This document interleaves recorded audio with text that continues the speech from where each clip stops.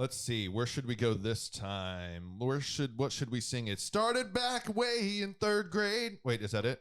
Used to sit beside Emmylou Hayes. Pink dress and a matching bow and her ponytail. Anybody? I'm always the only one. She kissed me on the school bus. And told me what? Not to tell. That's right. Next day, I chased her around the playground. You got this one? Yeah. Crossed the monkey bars and the merry-go-round. Emmylou got caught passing me a note. Before the teacher took it, I read what she wrote. What'd she write, guys? Do you love me? Do you want to be my friend? Okay, that's enough. George Strait, we love you. That is George Strait, right? Yeah, George Strait. Yeah, The that's king right. of country. Hey, welcome to Pints and Perspectives, where I sing country songs for absolutely no reason. Sometimes I work in some hymns. Because it's fun. And I'm Adam, this is Cullen, and we are joined once again by our good friend, Andre Franklin. He's just checking his Twitter account, y'all. No big deal. Threads. Twitter. My Threads. man. Andre ain't on Twitter. Threads. Shout out to Threads. All right. Yeah. Sponsorship coming soon. Zuckerberg, we love you again. Hey, who you for in the cage match? Look, we all know this is. I'm just gonna say it, man. What? Go for it. It's Zuck, I'm just right? gonna say it. I'm just gonna. Well, I think.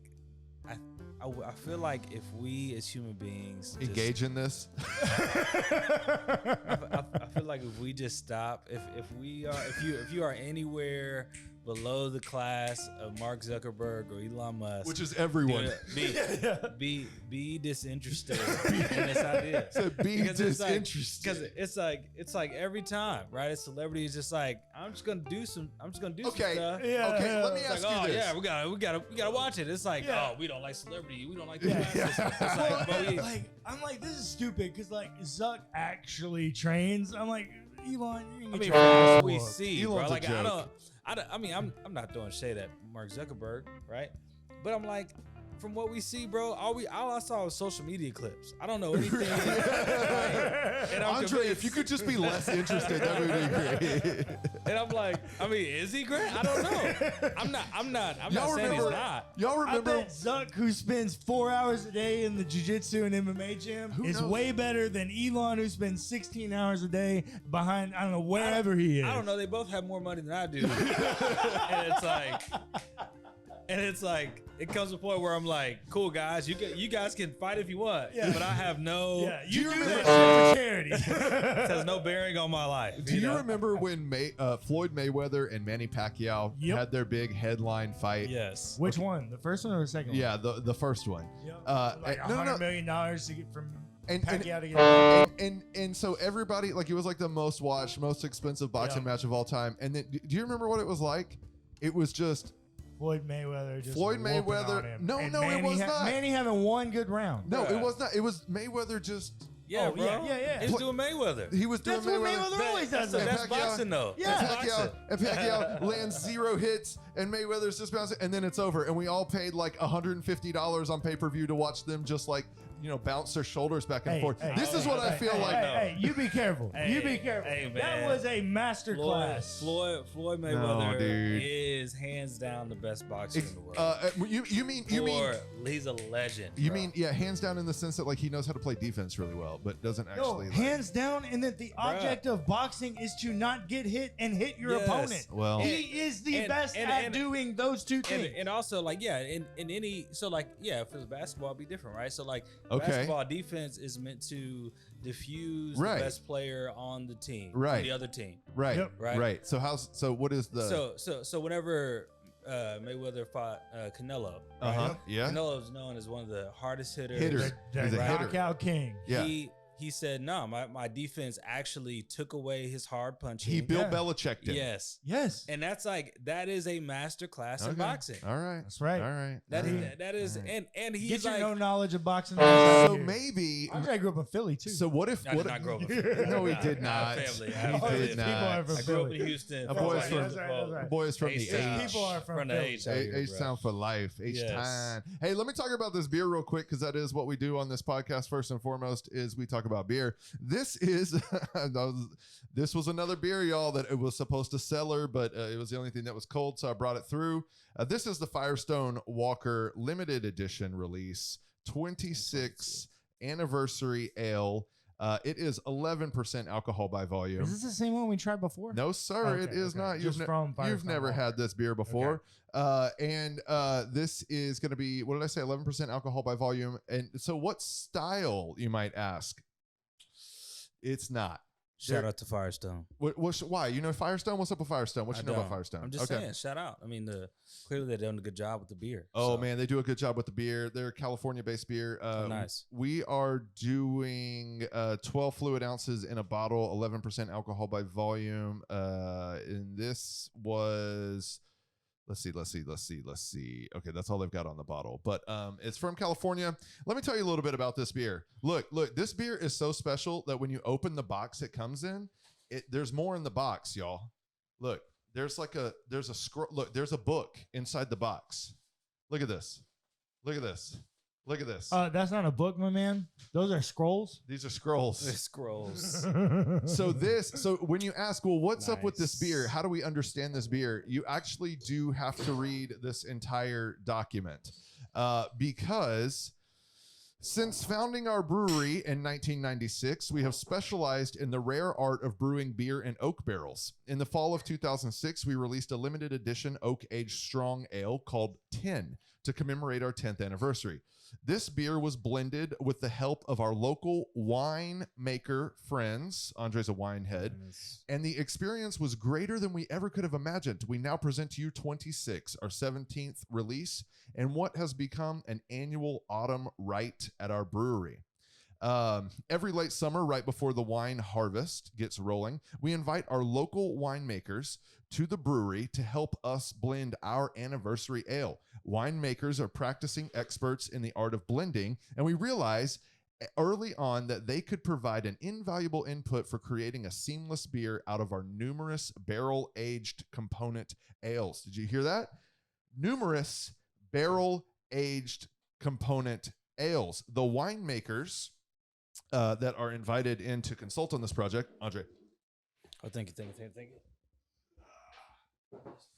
The wine, I promise I'm going to stop reading, but I got to get to the point because it's going to blow your mind. The winemakers come for both the challenge and the camaraderie. They split up into small teams and create their own preferred blend. So let me explain to you what these folks do. At Firestone Walker, they do a bunch of barrel-aged beers. Every year, they take every single one of those barrel-aged beers, they put them in a room. They invite select winemakers into that room, and they say, each one of you winemakers create the perfect blend of this year's barrel-aged beers. And then whichever winemaker has the one, they put them in teams. Whichever team wins gets to go to production. Okay. All right. So, and they do this every year. So let's see here. Do you want to know what is in this beer? Of course. Is this a question or 1, 2, 3, 4, 5, 6? There are 6 different beers in this beer. Oh, nice. A little blend. A little beer. 32% of this beer is the Parabola, which is a 13% ABV aged bourbon barrel Russian Imperial Stout. I wonder why it's based off the word parable. A parabola is like a measuring tool. Parabola is just the way of saying the Greek word parable. What? We're going to Google it. Somebody Google it. 32% of this beer is the Velvet Merkin. It is an 8.5% alcohol by volume aged in bourbon barrel milk stout. So that's 2 stouts to start with. The third beer is the Bravo, 11.2% alcohol by volume aged in bourbon barrel ales, 24% in Imperial Brown Ale. Ooh. We got an Imperial Stout, a Milk Stout, an Imperial Brown Ale. Heavy things, 16.5% ABV brandy barrel aged beer, barley wine. 6% of the beer is that. And all these have their own IBUs, everything. Okay, 2 more beers. Hell Dorado is 4% of this beer, 13.8% blonde barley wine. Oh, wow. Last beer that's in here, this is the curveball for me. 2% of this beer is a wheat wine, 11.7% alcohol by volume, bourbon barrel aged, strong golden barley wine, wheat fermented with white wine grape juice. Yeah. And so all of that is in your glass, fellas. Floaty. What do you smell? I'm not getting like a... Chocolate, coffee. Those are your 2 stouts. Yeah. I don't know, man. I'm getting a plum. A plum. Yeah, definitely plum. I get some vanilla. I'm getting some plum. You definitely have a lot of vanilla in there, especially from those 3 barley wines. You're gonna get a ton of vanilla. I could get the vanilla. A little bit I'm of getting like a fruity note, like a dark fruit. You're getting a dark fruit in there. I That's from the think barley. Plum is right. I think plum is right. Let's see what they say. The latest anniversary ale is driven by 2 barrel-aged stouts. So that's why you're getting that vanilla. That's why you're getting that chocolate. But it's much more than that. It has this perfect balancing point with a lot of spirits barrel-aged character. And there's an underlying freshness that elevates the mouthfeel. The result is an impossibly complex blend of loaded with, here you go, bourbon-accented flavors of milk, chocolate, vanilla, coffee, and butterscotch. Ah, that's butterscotch. I see the butterscotch connection. Yeah, I don't get the fermented white grape juice. No, I get that. I get that it's clear. there. I think it's I there. get that really clear, bro. Okay. All right.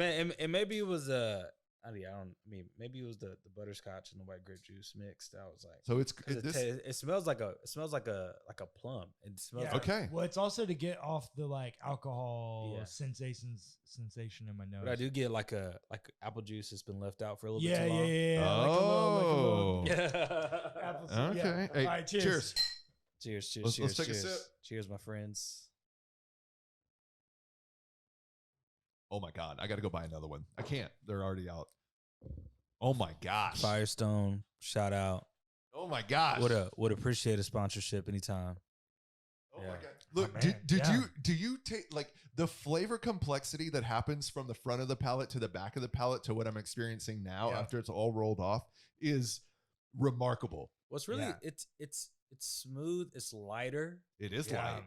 It's lighter than It's I not very expected. heavy for 2 Yeah. massive stouts. Yeah. Well, and the Oh my gosh, roasted rich. It's rich. roasted malt that carries all the way through. Like roasted malt, especially in a barley wine, like you can lose it pretty quick. Like it'll be right there on the front, but you can lose it pretty fast as it mellows. Man, this roasted malt's carrying all the way through. It's got that like butterscotch like you feel- overtone with it. But you got the bitter on the back end. Oh yeah, it's definitely there. Yo, Kind of tastes like a little you know the little waffles they give you, the butterscotch waffles. Little butterscotch You're right. waffles. and then the Yeah. plain, little airport. It does have snack. like a breakfasty kind of buttered toast. Yeah. and the milk and the chocolate and I the like it. and the Well okay, done. do you Well taste done. the wine? Do you taste the white wine? It's only 2% of the Yeah, of I the don't blend. taste it. I don't taste it. I think it has character to the nose though. I think it has complexity. For sure. I was gonna say when I kind of like breathe it back up into my nose, I Yeah. do get a similar experience with certain white wines. Yeah. Mhm. Well, yeah, that's what I was saying. I think that white wine note is connected to the alcohol, ethanol kind of flavor that's from the booze. Yo, anybody got a rate on this? Ooh, I'm gonna give it a 9.5. Damn. Yeah. It's bro. getting a Damn. 9.5. No, it's good. I think I'm blown away. I think the hard one is I set myself up for failure because I gave such a high score on the last one. That's Yeah, true. yeah, It's yeah, just, yeah. this is Oh, no yeah, it's about to be system. off. Yeah, fucking charts with this one. yeah. I think this is a 9.5. Yeah. I think I'm 8.3, which I think on their scales Oh, is it's- about the same. Yeah, I it's think true, it's I true. have a consistent scale, and they have an experiential scale. Well, I think it's like one of the biggest things is that it's a full experience. So the complexity of the brewing process, Yeah. the Well, getting the sommeliers to get in there and mix it. and I think there's something to be said about the nose. I think the Yeah. whole experience. That It's an nose is very experience. complex. Is anybody? There's Is it just me that's like really catching that lingering like dark cherry flavor? Absolutely. Okay, all right. I just wanted to make sure that wasn't just me.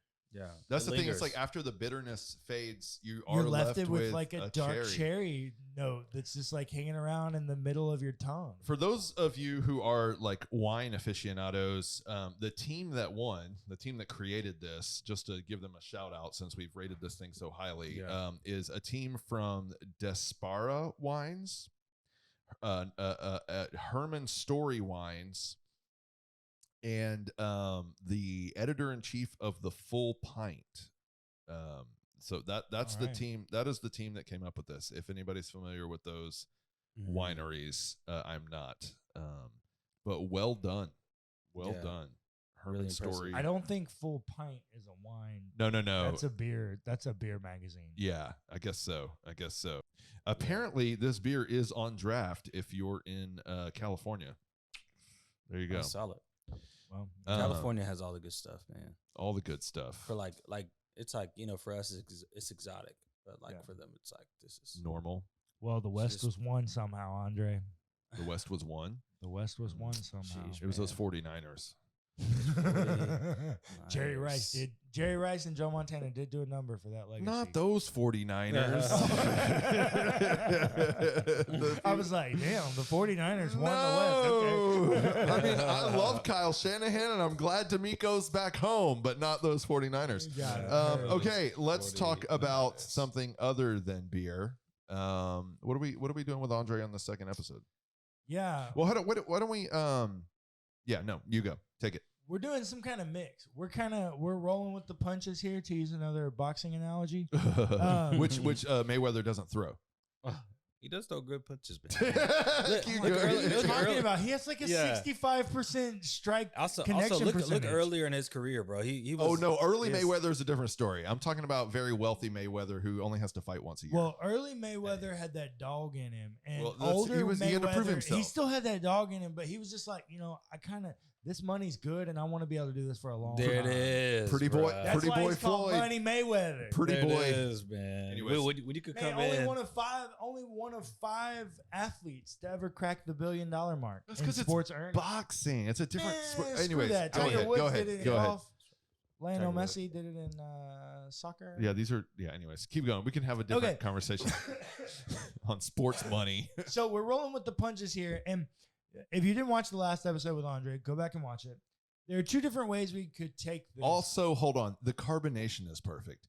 It is perfectly balanced in its carbonation because sometimes you can have too much bubble and it takes away from the complexity of the palate. Yeah. This one is so perfectly carbonated It is that it perfectly has just carbonated. enough bite on the bubble, but not enough to take away from the palate. Oh my Very God, true. this beer. Very true. 9.8. Raise the score. Go ahead. Raise the Um, score. So good. It's good. It's good. So, yeah, not exactly sure where it's going to go, but we're going to continue the conversation with contextualized theology and more specifically the importance of it, and I guess in other ways how that contextualization may change and the ways and reasons it may change. One of them might be culture. One of them might be, socioeconomic status amongst the larger subcategory of people in the world. And then another one might just genuinely be something as simple as like what part of the habitat they live in, and do they have mountains or do they have plains? Is it hot? Is it cold? What metaphors do they view the world through? All of those things carry into the embodiment and contextualization of theology, and that's what we're continuing the conversation on. So, Andre, thoughts about what the most important thought you have on this? Yeah, Or I most think, pertinent. I think when it comes down to the idea of contextual theology, I think, a lot of us, what we're speaking to is kind of the images that we see in our brain, right? When we think about theology, and a lot of those are just kind of the narrative scripts we live into Sure. within our life. And so That's unavoidable. That's yeah. right. And so when we think about that, though, it's almost like, the childhood idea that we try to foster in a lot of our kids is the idea of imagination, right? Yeah. And imagination, like early on in life, is very sacred, and then towards the end, It's childish. Grow up. Yeah. yeah, right. And so, but unfortunately, this is what we all do, right? I mean, we all imagine, like, for whatever you think about Elon Musk, he'd imagine an idea Yeah. in a world. Oh yeah. And- Absolutely. and had the money to execute some ideas. Absolutely. And so, like, a lot of what we do is we imagine a world and we imagine ideas, and we try to bring those into fruition. And I think when we think about imagination, how that shapes our theology is so important. So whether or not, of course, if you live in Texas right now, you don't agree with Greg Abbott, but he has an imagination about a world. Okay. Yeah. Okay. Yeah. That's a great way And to. and I think there's a way where it's like, he's not like, unfortunately for us, as liberals or Yeah. frustrated progressives. Frustrated. Yeah, it's like you cannot label me better, Andre. Frustrated progressive. Amen. And I think there's like, he's not working off our imagination. Yeah, that's a great point. And so in a weird way, as human beings, when you have individualism that takes storm, or takes our culture by storm in ways that I would say are unhelpful. Sure. I think some ways it's helpful for individual and diversity to exist, but I think in some ways we're so individualized that there's not a collective kind of understanding of what we mean, or like a collective maybe library of words glossary of words that we're like, oh yeah, no, this is what this means. I think things get tough. But anyways, when I think about theology, I think imagination is a key component to that idea. And so like when I did, go ahead. I was just gonna say, do you mean in a like okay. Help me understand what you mean, because a similar way I have heard this idea presented to me in my religious past is there is a futuristic imagined world, utopian. There's a utopian vision for the future of humanity. But that's like a telos view, and I don't think that's okay. So that's not entirely what Andre means. Well, this is my question. This is my question. Sure. Are we talking? Are you talking about like some like post mortem like futuristic? No, I think he means like Greg Abbott. Yeah. Okay. Like pushing. Yeah. And so I think so I would say for like right now. So I was listening to, there was a podcast called On Being, and there was she was interviewing, Krista Tippett was interviewing a guest called, and her name was Adrienne Brown. And is Adrienne Brown. And so what she was talking about was this idea of the battle of imaginations. Okay. Right. And so a lot of what we see, I mean, it's conservative talking point, grooming. Yeah. Right. And so like the hard thing for, the conservative talking point is like, this ideology is informing the imagination of a younger generation. Got it. Right. Yeah, and progressive would say, liberals will say the same thing. Sure. On this time. Sure. But it's this idea of how do we, what does that mean, and how important is that? And Octavia Butler wrote a book, and she talked about kind of this idea of there's nothing new under the sun. Sure. But there are new suns. Ooh. And okay. so Walk that out. Explain. Yeah. And so Adrienne Brown kind of expounded on that idea of like, we are living in a time of new suns. We are living in a time, not that necessarily we are, reinventing the wheel. Yeah. Or like we're we're the greatest civilization ever exists. Cause I don't know if that's the case, but like we are in a time where we are dealing with problems that we no longer have solutions to, and we are building pathways to. Yeah. And that's where that just sounds like human progress, though. Yes. Okay. Yeah. Plain and simple. Okay. Right. Okay. But there's this. Yeah. Go ahead. Go ahead. Well, I was gonna say, I think the point to that is that the imaginations of getting there are quite different. Right. So, like when you say imagination, I'm envisioning, or I'm feeling like another way to might be able to say that is like sensationalized, envisioned world that I want to live and operate in. Yes. And so it's like, Republican agenda, Bernie Sanders agenda, whatever, like what they are working towards is their imagined end. And in a weird way, I think with grace, like I don't think it's a utopia per se. Okay. Right. But I think it's so much, it's Actually, so I vivid. think utopia might be the best word for it. Yeah. Well, let it finish. It's how they think the world is best going to operate within. Yeah. The best way forward. Yeah. Yes, the best way forward. It's like Ron DeSantis versus Elizabeth Warren. Like, And so when you think, so when people see, when you're in fundamentalist Christian communities, right? The idea is that we are in a dystopia right now. Right. Yeah, it's the ideal. Yes. Yeah. It's not, and a lot of times it's not necessarily what's going on, but it's, so like, for instance, like we love this apocalyptic idea. Oh, yeah. We Everybody loves it, right? To sensationalize I don't. the apocalypse. Well, no. but like movies, the imagery, one day. Tim LaHaye, Jerry B. Jenkins. Yeah. It's all going to be like, sand everywhere. And everybody just go, it's just like going to be awful. Disappear in the blink of an eye. That is. Well, thousands of people are going to die because airplane pilots everywhere are just going to vanish from their course. Well, also the sun's going to burn out one day, and any living creature on the planet is actually going to turn to one dust. world but currency whatever. and all the things. But at the same time, it's like this moment of, for me, it's this moment of how do you look at the world and how it functions? And so for me, a lot of times when I hear this idea of dystopia or apocalyptic idea, one, I, do study, do a lot of, professors that help me. Apocalyptic literature does not actually mean end time literature. Right, It means right. unveiling. But then two, and so the categories in which we have made are, have imagination. Okay. Let me interrupt you because I do have a question. In that way, because I think I would agree with you. The professors has helped me that apocalyptic theology is not just end times theology. It's not just eschatology. And so in the same way, how closely would you connect apocalyptic to imagination? Bro, pretty minimal, be, right? Yeah, I mean, actual apocalyptic literature. I mean, at least the over hyper spiritualized way in which cosmic evil and good are creating and impacting your everyday decisions. All of that is an imaginative.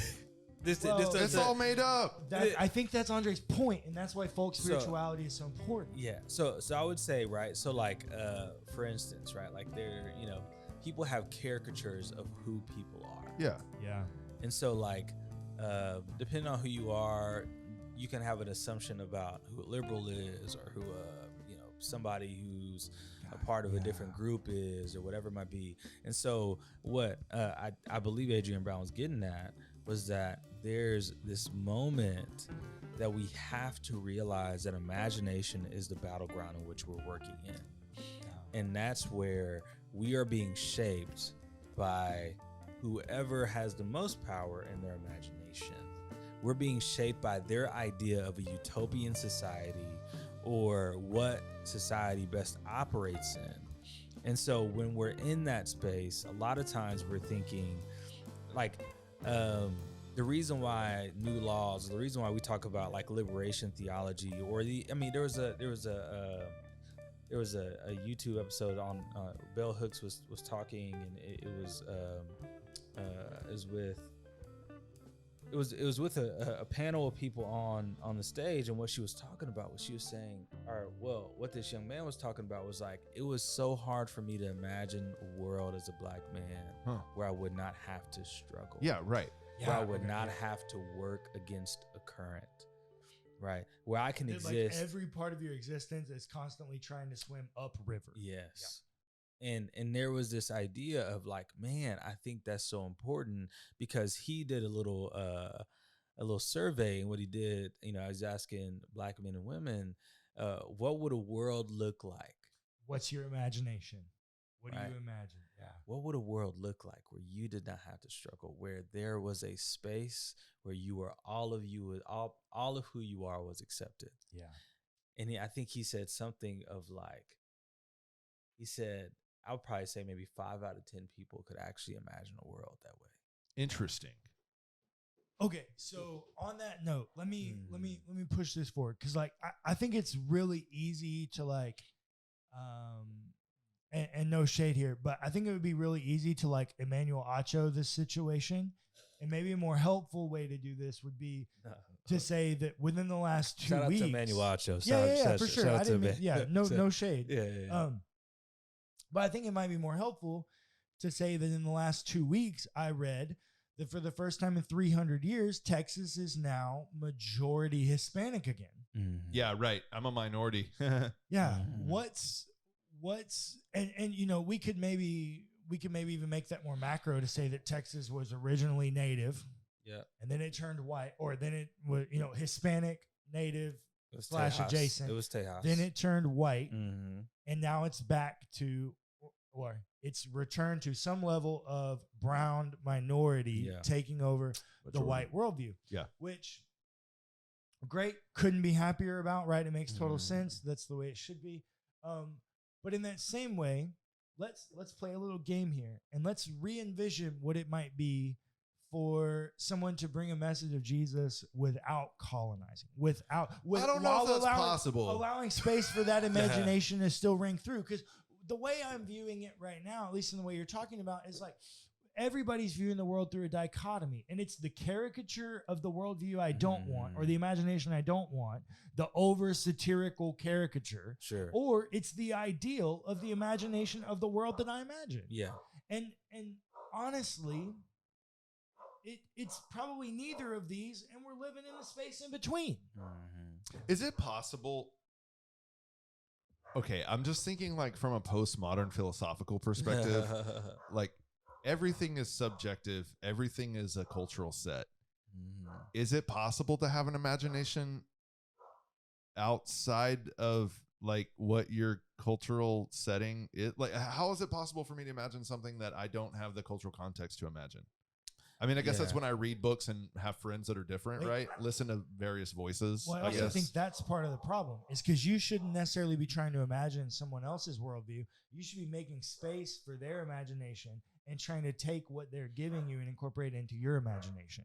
It should be a both and, not a either or. So there's not a corporate imagination. No, there is no meta narrative. But isn't that what you were saying, though? Like the hyper individualization is the problem?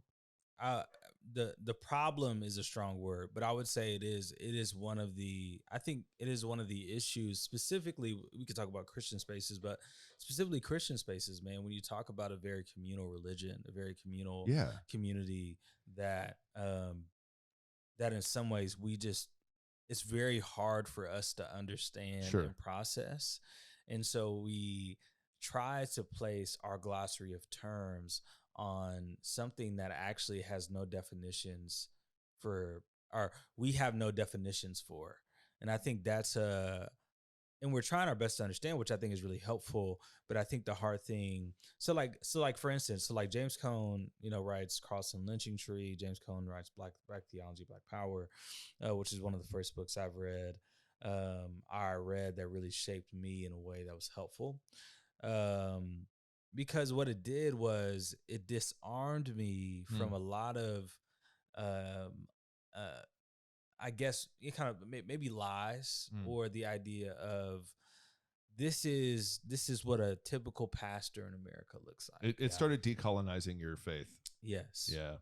And I would even say it went deeper. Yeah, sure. I think it pulled the thread. Decolonized your faith, but like rooted your faith in some way. It planted the seed. Yeah, and I think I think at some level it validated at the very beginning, even before I would talk about decolonizing, it validated my intellect as a Black man. Ah, there you go. Oh, yeah. And I think what James Cone did was so important because I think before then, like let's say this for instance, right? Like what we know about the theology of the people we studied within our theological education. There was no diversity.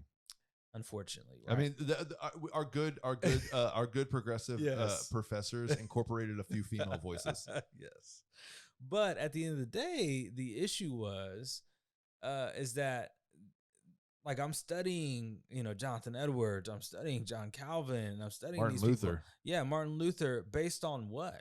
Like, why am I studying them? Because tradition, but overemphasize them. But it's the imagination. I see where you're going. Well, but I'm studying them because I'm being told that's the imagination. This is the framework I'm working in. Yeah. James Cone was opened your eyes to another side of the world. Yeah. Yeah. Well, also James Cone was, he was demonized by a lot of fundamentalist theology, even not even fundamentalists. I would say like demonized Baptist, white man. And I would say the issue is that James Cone was deriving a theology from one studying the theologians we studied, right? But then also from his own experience. Yeah. The Western theologians that we studied, what was their qualification? Yeah. That they were Western and white. That they were privileged people. And what lens did they look through? Their own experience. And so this is Stanley Hauerwas actually helped me in this. Yeah. And, I actually don't think any of Stanley's books are up here. He's not affirming, boo. Well, there are some people that are not up here. I know. Or they're up here, they're not affirming. But Stanley did make a great point for me in one of his books. Stanley Hauerwas is a New Testament ethics theologian. And in talking about the importance of ethics being embodied in a community, Mm-hmm. and the way in which culture changing and those ethics evolving, dictating how the community at large should respond in terms of Christendom. Stanley had a great point. He's like, look, the community is the guardian of interpretation. This protects against the hyper-individualization that you're talking about. It's because it's the community, the subgroup that dictates the interpretive lineage. It's not just one person saying, oh yeah, I think culture means this now. No, it's a subgroup, a category of people saying, no, this cultural thing is happening within our world, and this is how we should adapt to it collectively. And so that gives the corporate idea without the meta-narrative that's produced colonization, but also allowing for more than an individual to create their, postmodern truth. Mm-hmm. I struggle with that. Yeah. Why? Because I feel like it's easy for Hauerwas. Who's the community in that? Well, and how do you determine community in that? well, might I Yeah. say, before you go on Hauerwas, No, I'm not. I'm just saying. actually teaches at an institution where he, as a white man, is the minority in the divinity department at Duke. Yeah, So be careful about saying who's the community there. Nah, bro. I think the community for Hauerwas and what he's communicating is it's who you identify with. It's who you embed as your community. So if it's you're a white dude with a bunch of Hispanic people, okay, then you're adopting to a Hispanic worldview, and that is the community that you're agreeing to participate in and share its cherishes and struggles. What I mean is like, so the community owns the story. Of course. I get that. But who is in charge in that community? Who's the community picks? Who's the thought leader in that community? Okay, unless that community is systematically oppressed. That system, What do you mean? The system that systematically oppresses and the system no. that is This systematically oppressed, both can have their own worldview and voices. This is the point that Andre is making, is the community of black male theologians before Cone. Well, that's an overstatement. Yeah, sure. But that is a community that exists. Unfortunately, the worldview of that community, even though they own it, has been fully bastardized and colonized. Okay, so we have to because Jesus. Wait, hold on, dude. That's the story of Jesus, though. It is same conundrum. Help me, Andre. Help me. So Cohen in his autobiography said I wasn't going to tell nobody. What he talks about is his maturation. Mm-hmm. He talks about how he arrived at the point he arrived. And early on, he was studying, the same theology we studied and was very proficient and wrote a lot of papers, was really great. And, but what he did was there was a sense of more. There was a sense of, man, am I seen and embodied here? Right. And of course, like cultural tensions at that point, what was going on, civil rights movement. I'm like, it's the 60s. He's a black man. Yeah. There's no, yeah. And so it was like and in a way, I hope we don't, maybe not sensationalize imagination, but I hope we don't kind of deduce it a little bit, because I think what imagination and why it's so important is that, like, a lot of us, for the most part, who, generationally we're working within a framework of an imagination. Sure. You were given an imagination to operate within an this is what it looks like. This is who we are. This is how we interact, right?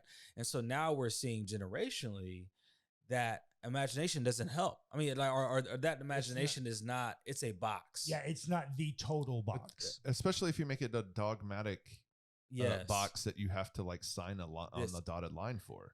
And I think the beauty of theology and Christian theology, and I think what James Cone and James Baldwin or somebody, on the fringes, what they really spoke to is this idea of, man, I think there is a world that can look different.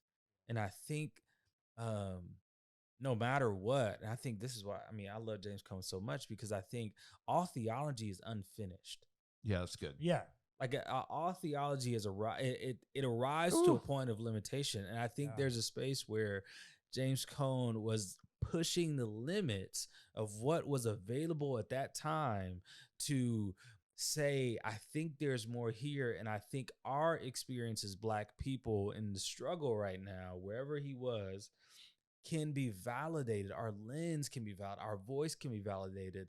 And he wrote this. I mean, Crossing Lynching Tree was just, it's not just about the idea of the actual lynching tree, but it's not just a theological Yeah. concept that he revolutionized that we love, but it's actually about how groundbreaking the work was in and of how itself. groundbreaking the Yes. work was, how I got you. validated a theological discipline that people were not attuned to, Yeah. and that how could you not be attuned to? Yeah.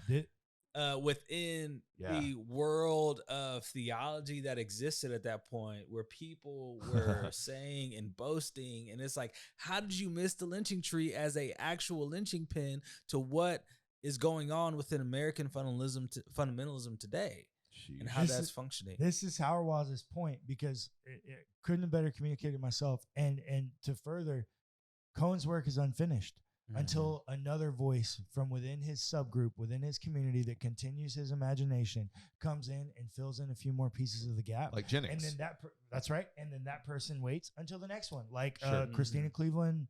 Isn't that her name? Yeah, Christina Mhm. Cleveland. Yeah, until you get another voice that shows up. That Yeah. is the subgroup carrying on and maintain, being the guardian of doctrine of the community group. That is the contextualized imagination that Howard Waz is talking about. Yeah. I don't know. Yeah, I think the hard thing is with this conversation is, I think this conversation will, I do think that, to put it, open AI is an imagination.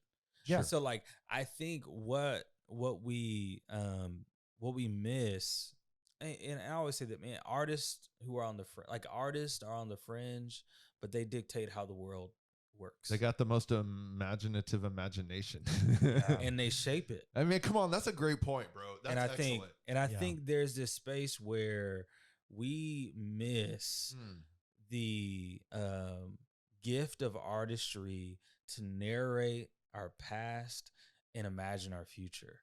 And I think if there's a way in which we can continue to engage in this idea of imagination as adults, that we can imagine a world, right? I mean, that's why, some people say this is inspiration for, running for president or whatever. It's like our hope, once our imagination is obsolete, there is no hope.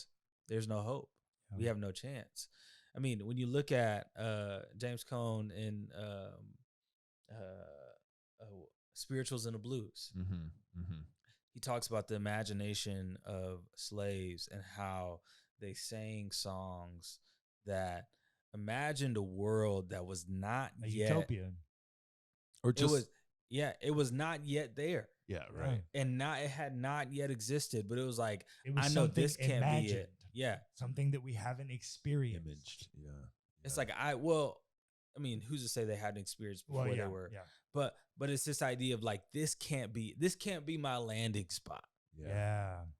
And I think that is, for me, again, kind of going to when I was in Durham. I mean, I think that was kind of my pilgrimage home within the space of understanding. I was disenchanted with Baptistic theology, Southern Baptist theology, disenchanted being a Black male within these spaces where if I, disagreed with Lecrae or disagreed, yes, or towards the most recent, if I agreed with Lecrae, right, it's like all these things, man. Where like I never listened to Lecrae,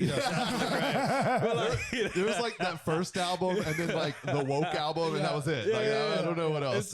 And so, but it was like I was supposed to fit into these boxes, and I was like, man, it doesn't seem like these boxes are even containing ideas, or even have enough diversity or nuance for me. Yeah.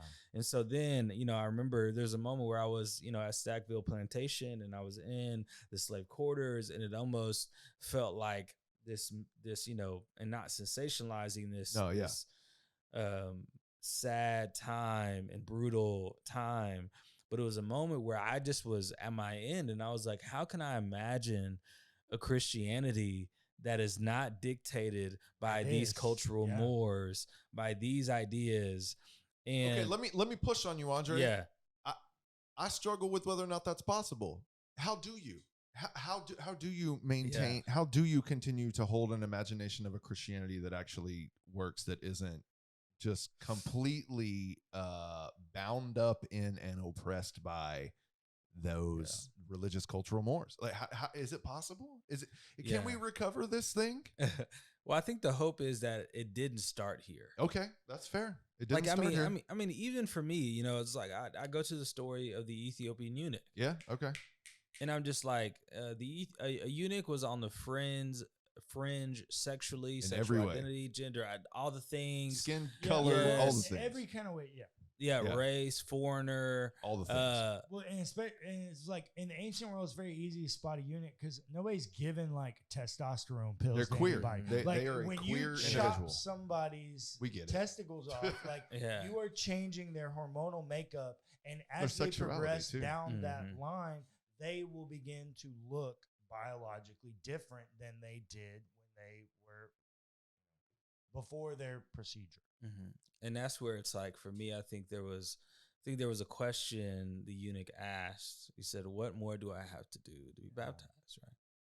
And the answer was like nothing. And then when now you look at, you know, some of the oldest paraphernalia, where is it? Ethiopia. Ethiopian Orthodox Church is one of the oldest churches in paraphernalia that exists currently. So for me, it's I really wish they'd take a harder stand against the brutalization that's Yes. happening in that country, and so Yes. there's problems in that church too, and Yes. that are community has centered on problems. ethnocentrism Yes. and tribalism. So just all the as a caveat, go ahead. Well, But- humans but are yes, tribal by but- nature. yeah, We can come back to but all the things, right? Like, I think there's an importance that kind of we're able to understand that there's black and brown history here, and so what we're seeing is a truncated and fragmented story. Sure. And so I think there's Only a piece. We're only Yes. seeing a slice. Yes, and I think that is for me the hope that there are more stories, and I have ingested different stories. Willie Jennings has taught me different stories. Sure. Kelly Brown Douglas has taught me Brian Zond. You know, like Sure. yeah, Gustavo like, Gutierrez. Yeah, Like we could run the list. Yes, Yeah, sure. You know, and I think Von Deloria. I think Sisters in the Wilderness. Yeah. Like a lot of the womanist theology, like a lot of these things are different imaginations and stories that are shaping how people are seeing texts, and are encompassing a vast amount of the box is getting bigger, so to speak. Sure. And I think that for me, I hold on hope that I think Jesus, and going back to our first point, the idea like I don't believe in God, but I miss him. Yeah. I think Jesus' nearness, the Spirit of God is around. Yeah. And I think how we look at life and how we look at death, I think a lot of times it's like, you know, we want this apocalyptic vision to happen. It's almost like we will it into existence. Sure. But I think creation and in seasons, I mean, trees tell us different stories Definitely. about what death and life and how they participate within the cycle, The rhythm. work. And I think we have to be willing, and I think the hardest thing for actually a lot of theologians is to actually imagine.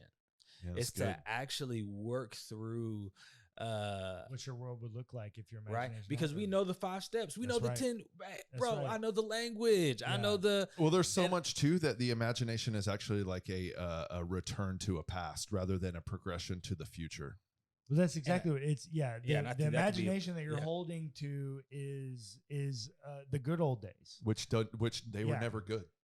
Well, they were good for a There you person go. that now runs the world today. Well, yeah, and right. that's why Well, that's the but that's not- package we were handed. But that's not good for them and anyways. I think this is important. I think this is an important conversation because I think this is why we see such a dissonance Yep.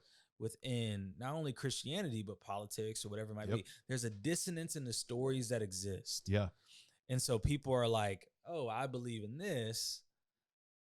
Oh, but what about, you know, like let's go back to, you know, Make America Great Again." Or Yeah, it's like exactly. Ronald Reagan did the same thing. And it's like some people are like, "Well, you know, let's go back to the good old days." Where it's Right. like, you know, some people weren't free in those days. Right. Oh, Yeah. well, you know, Well, but that's different. You know, but then you have to like start rationalizing all the crazy crap, right? There is no return. This is the thing that I bring up on this podcast a lot. It's like, look, progress means progress. Like, who's not interested in progress? Like, this is why I'm a progressive. Let me ask you a question though.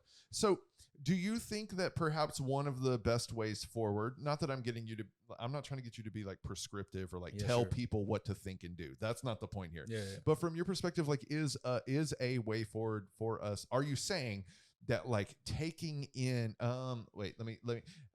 becoming more aware of other communities' imaginations of what the future could be, that maybe the way forward is for people, especially like me, but really everyone, to just take in more of those imaginations that are not our own, that are different from our own.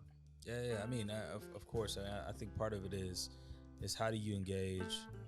How do you engage individuals? How do you have friends? How do you operate within your world? I think when I did diversity, equity, inclusion work in the church, one of the biggest things was, hey, I know you guys love representation on the stage, but it's your imagination that actually needs to be shaped. Oh man. And so that's so good. So it's like, if there is, it's like, who are you reading? Who are you quoting? Like, what are you immersed in? What cultural? Who's shaping the way you who's think shaping about your your attender's experience? Your way of being, your existence in the world. And I think so much of what we see is that people desired, what I saw is people desired diversity, but it had no diversity within who they were reading, who they were hanging out with. Their imagination remained narrow. Yes. So what they could imagine about diversity within the church was constricted to, we just need representation on the stage, or we just need, and it's like, no, you actually need to immerse yourself. Individual. Oh, tokenism, 100% tokenism. Yeah, that's exactly what it is. But it's like, if you don't have any other framework. Yeah, I guess it's fair. You can't fault someone for what they don't know. And I guess that's like the highest form of your imagination if you have no other exposure or framework or no other worldview to work with. Well, I guess that's Andre's point, is you always have to be opening new voices, a limited into box. your space. And I think, I think the CEO Kickstarter, like, I love this guy. Like, I think how he grew up in the world he grew up poor, sleeping in libraries, just like. And dude founded Kickstarter, the founder of Kickstarter. He's just like, how he processes and how he thinks about the world and like when he finally got a job that he liked and loved, and how he worked hard to get to where he wanted to get, and how he founded something, and how he founded the idea of Kickstarter, which actually helps millions. Yes. Yeah, right. And so it's like that, his experience shaped how he imagined a world. Great example. And came to an idea that was like, wow, here's a functional, tangible idea that can help so many people across the world that actually had really great ideas like me, but were in bad circumstances or did not have access to the network I now have access to. It's the accessibility and equality part for me. Andre, thank you for joining us. Yeah, as the great theologian once said, all this, go and do likewise. I think that's the message, right? Also, before we conclude, I'm going to make sure you pick up Firestone Walker beer, because it was dope. Well, you're not going to get this one unless you've already gotten it. You're not going to, or unless you live in California. But I'm going to take my last sip. Last sip. There it is. 10.5. Have a great day. Thanks for listening to the Pints and Perspectives podcast hosted by WellHouse Church. Be sure to give us a rating and a review if you enjoyed the episode. It's free and it helps us immensely. Also, feel free to check out our other podcasts.